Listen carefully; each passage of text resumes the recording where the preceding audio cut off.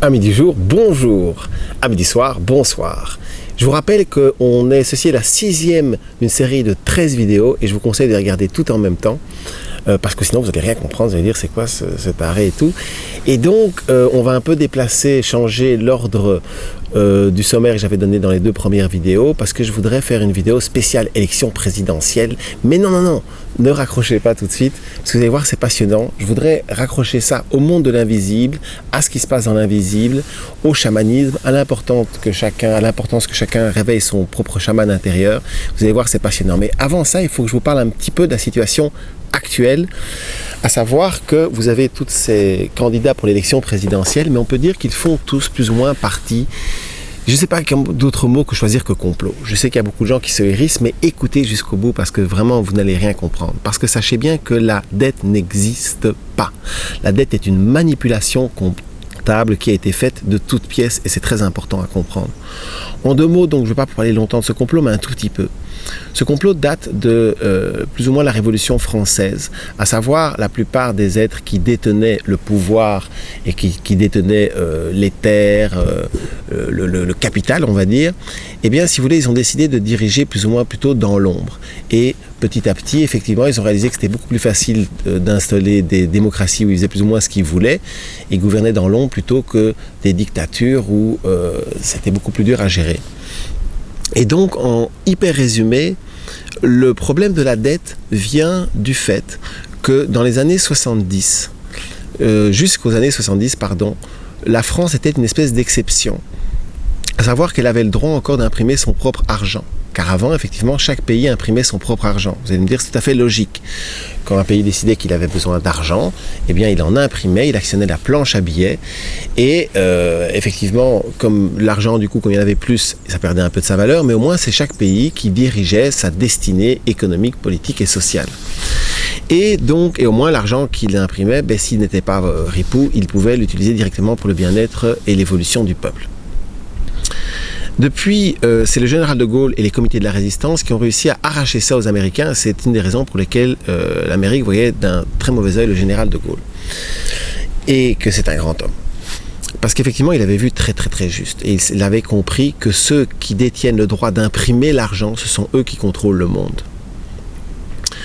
À partir de 72-73, Pompidou, qui travaillait avant pour la banque Rothschild, et le président Valéry Giscard d'Estaing, ont en fait réussi à faire voter une loi, je ne sais pas comment ils ont fait, comme quoi l'État devait dorénavant emprunter aux banques privées, je fais un résumé, qu'on appelle les banques centrales, et que donc ces banques impriment l'argent et en fait le louent à l'État et lui demandent un intérêt, le fameux intérêt de la dette qui en 40 ans ont créé ce pactole énorme. Et c'est important de comprendre que de toute façon aucun pays n'arrivera jamais à rembourser sa dette, jamais. Toutes les coupes budgétaires qu'ils font pour le moment, c'est juste pour arriver à payer l'intérêt de la dette. Et ça, c'est bien important de comprendre.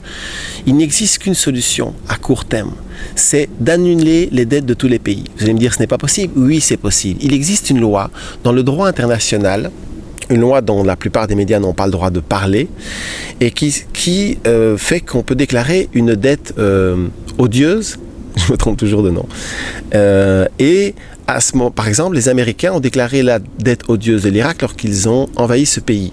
Pourquoi? Parce que sinon, en envahissant le pays, ils héritaient de la dette. Et une dette odieuse, ils avaient dit, non, elle a été prise par un méchant dictateur qui a tout dépensé à faire des conneries. Mais en fait, c'est à peu près la même chose qui se passe maintenant. C'est-à-dire qu'il existe un gouvernement mondial invisible qui regroupe à peu près les 200 familles les plus riches de la planète et ces familles font élire les présidents et tout ça et les chefs de la plupart des pays.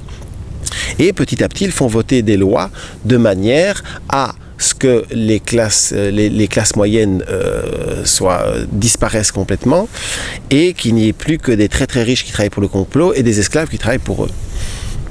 Et donc, ce complot en est pratiquement à sa phase d'achèvement et la plupart des politiciens sont tout à fait dans le coup, ou à moins qu'ils soient complètement bêtes, ça c'est possible aussi, mais je me demande comment être aussi bête, c'est pas possible.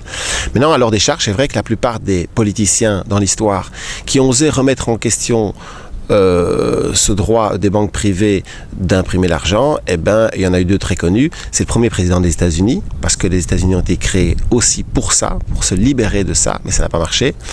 Et le président Kennedy, qui a voulu imprimer sa propre monnaie, il s'est fait assassiner 2 semaines après.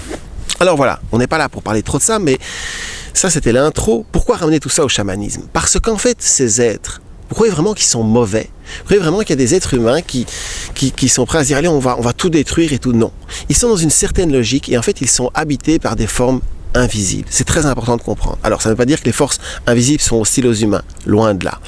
Dans l'invisible, effectivement, il y a plein d'êtres. Il y a des êtres déjà de toutes les planètes, de toutes les dimensions. Il y en a même qui vivent dans la Terre. Il y a les élémentaux qui sont un petit peu l'équivalent des animaux, si vous voulez, sur Terre, des êtres de la nature.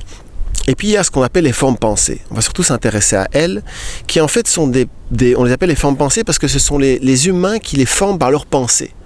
Et que chaque fois que vous, par exemple, quand 1 million de personnes vont voir un film et visualisent, par exemple, le monstre d'Alien, c'est toujours le même exemple que je donne, avec beaucoup d'émotion, et bien ce monstre va apparaître dans ce qu'on appelle l'astral, qui est une sous-dimension, un monde de l'invisible, dont vous pourrez connaître l'histoire en allant regarder la vidéo sur l'histoire de Terre Gaïa et de ses âmes.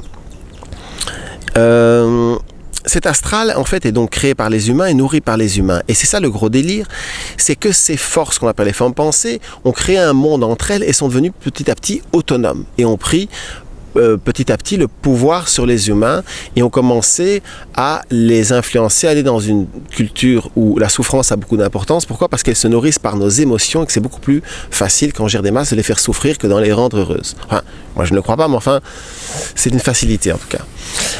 Et donc, ces forces ne sont absolument pas le mal, loin de là, parce qu'il y a déjà très peu de gens qui connaissent l'existence de ces forces, mais en plus, la plupart des gens qui en connaissent l'existence, ils en ont peur. Et en fait, il a mis des années de recherche à comprendre qu'en fait, il n'y a pas du tout à en avoir peur. D'abord, la plupart des entités s'accrochent à des failles psychologiques ou à des failles en général qui sont créées par nos fausses croyances, nos fausses valeurs, encore une fois, qui viennent de la culture patriarcale qui, petite parenthèse, n'a rien à voir avec le masculin. La culture patriarcale est tout simplement l'opposé du divin et c'est pour ça qu'on vient sur Terre pour expérimenter où mène une civilisation quand elle vit dans des valeurs exactement opposées aux lois de la vie, aux lois de l'amour, aux lois du divin. J'en parle plus dans les autres vidéos. Revenons à cette histoire de chamanisme. Nous, les êtres humains, nous sommes des passerelles. Et justement, une de notre mission, c'est de ramener ces formes pensées que nous avons créées à la maison en communiquant avec elles. D'abord, en parlant, en leur racontant l'histoire de Terre Gaïa et de ses âmes, de leur faire comprendre que ce ne sont pas des méchants.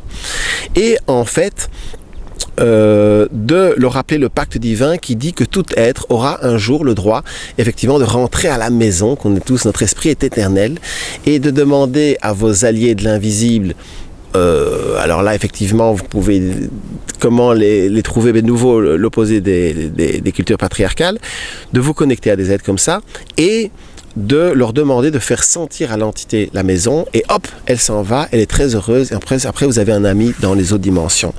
Et c'est pour ça que ces entités en fait s'accrochent à nous. Parce que justement, elles veulent rentrer dans nous parce que c'est leur chemin. Et qu'en fait l'idée, il ne faut même pas mettre de bouclier quoi, il faut apprendre à les respirer. D'abord à se convaincre que rien ne peut nous faire du mal parce que tout est en nous, l'intérieur et l'extérieur c'est la même chose, c'est une illusion, ça fait partie de la dualité. Et en fait on respire ces entités, on les fait rentrer dans l'infiniment petit, il y en a qui vont se marrer, dans l'infiniment petit de nos atomes, de notre ADN, de nos chakras, et en fait on les ramène comme ça à la maison, et en plus au passage on s'enrichit de plein de caractéristiques qu'elles ont toujours. Alors, donc, il existe une solution à court terme pour la dette, c'est effectivement de faire déclarer ces dettes honteuses, que la plupart des gens s'associent en association ou un titre individuel et portent plainte. Et vous savez, il suffit qu'un juge déclare cette dette odieuse, que ça fera le gros brouhaha. Après, est-ce qu'on peut arriver là? Mais en tout cas, voilà, ça c'est une solution concrète. Et à long terme, effectivement, l'espèce humaine doit absolument réintégrer l'étude des mondes de l'invisible. Ça doit devenir la priorité des scientifiques et de l'enseignement aussi dans les écoles. Oui, on doit apprendre le chamanisme à l'école, bien sûr. Toutes les tribus enseignaient le chamanisme dans les écoles. Ils prenaient les enfants, les ados, ils les emmenaient dans la forêt et ils leur faisaient faire des rituels grâce auxquels ils pouvaient effectivement découvrir les mondes de l'invisible, découvrir que toute cette énorme interconnexion, comprendre qu'un arbre est vivant et qu'il est très important de le respecter parce qu'il fait partie de nous. Donc les seules tribus qui ont confisqué ce monde invisible, ce sont les religions, et notamment les religions patriarcales, et encore en 1400 et tout, en France, on brûlait les soi-disant sorciers, sorcières et tout, parce que les religions ont voulu s'approprier les mondes de l'invisible, et après ceux qui dirigent, en fait, ont envahi le monde des religions. Donc, cette solution, c'est pas uniquement une solution, c'est notre destinée en tant qu'être humain. Et c'est ça qui est important de comprendre.